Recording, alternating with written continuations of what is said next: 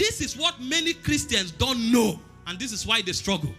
If you know this and you engage this, you will prosper. And brothers and sisters, I beg you, prosper. You get why? If you don't prosper, even your conviction, you may lose it. Oh. I'm telling you, see, I've seen many people burning for God, but certain things happen, they began to question. Is this thing real? I've seen people before who were consistent with God. A point came, lack of transport fare made them to stop coming to church. There are many people who should have been here, they can't pay for their transport fare. And they cannot even buy data to watch it. Not because they don't love God, and because they can't transport themselves and can't afford data. After 1 month, the thing will no longer be in their heart. They will now replace it with something else. And before you know what is happening, they are in one corner smoking. And then you are wondering, how did you get here? Poverty brought him there. Not the devil. Lack brought him there. I've seen many people who went into wrong acts because they couldn't take it anymore. He can endure hunger, but he has a 3-year-old child who is crying and nobody is willing to help. He has no choice. He had to do something. That's why he stole for the first time. Not because of himself, but he can't see his child going through pains of hunger. See, prosper, my brother. It has a reason.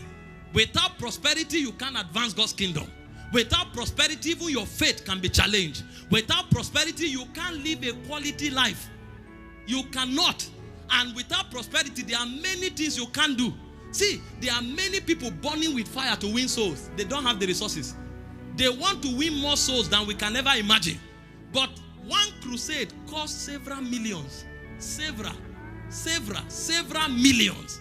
So they cannot organize any massive event for God. Not because they don't have the heart. They don't have the means. This is why prosperity is a must. And this is why God puts it as part of our everyday life. We need to prosper. And don't prosper in a season. Don't prosper once in a while. Prosper always. There is a system that increases a man daily. Your prosperity should be daily. And there are forces in God that makes that happen. The question is, are you willing to engage them? There are two systems of material prosperity. Number one is the universal system. And then number two is the divine system. Universal system of prosperity cuts across three things. Number one, productive wisdom. If you don't produce anything, you can't prosper. Anybody you see today who has financial power is producing something.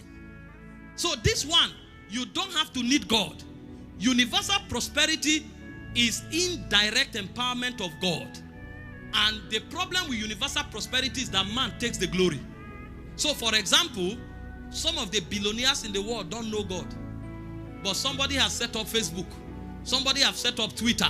Somebody has set up Apple. And every day millions come because you are using Apple. Because you are using Facebook. Because you are using Twitter. So long as you can produce something, you can prosper.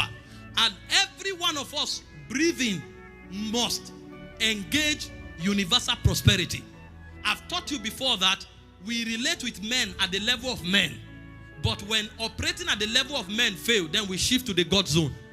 That's the advantage we have. So we don't negate this. Please, as a Christian, let your hand do something. Even the Bible said, whatever your hand finds to do, it said do it well. And the Bible said the Lord will bless the works of your hands. So God has regard for what you do. What I'm about to teach you here does not encourage idleness.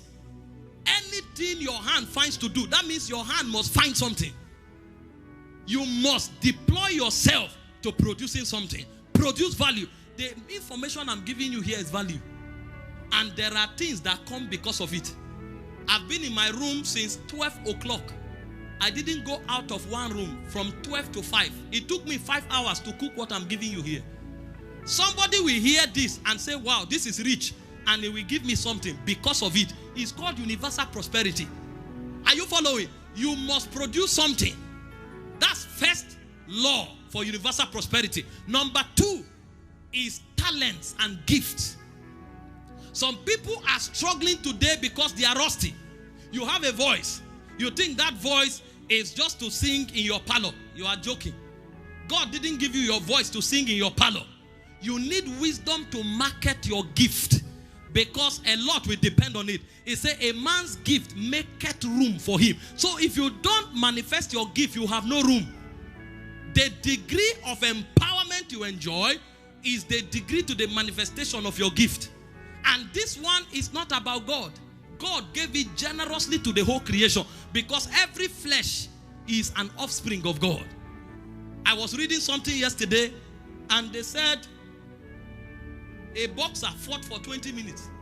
5 minutes. The whole fight was for 5 minutes.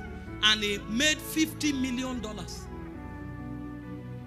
That's gift. That's the excellency of gift. What a gift can give you in minutes, hard work won't give you in a lifetime. $50 million. Anthony Joshua. 5 minutes of fight. Which institution can pay that? No one. Only gift and talent can pay that. I was told that people like Cristiano Ronaldo earn about 6,000 euros every minute. And I'm wondering, I tell you, what he earns in a day, you can put all the professors in one school together, they won't earn it. See, hard work is good, but wise work is better. That's why you need to deploy your gift. Don't joke with what I'm telling you. See, the giftings in this room alone, is enough to sponsor Nigeria for 100 years. You know the problem? 98% of it is in its crude state. And nothing crude has value. Even crude oil has no value. It is when it is refined that value comes out of it. There are many people sitting here that if they use their hand to do anything, you will wonder if it's a God that did it. There are many people here, if they sing and you hear their voice, but the devil has put a cast on them, so they never deploy that gift. And they are moving around begging and saying they are helpless. So when they approach God and say they are helpless, God is wondering, you are a good man. Who told you are helpless? What you need is to refine it. And this is why you hear messages like this, to stir you to go back to what you have. You will be shocked. Look at Nigeria. How did we shift in the media world?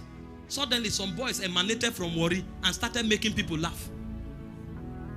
And from making people laugh, they turned it to an organization.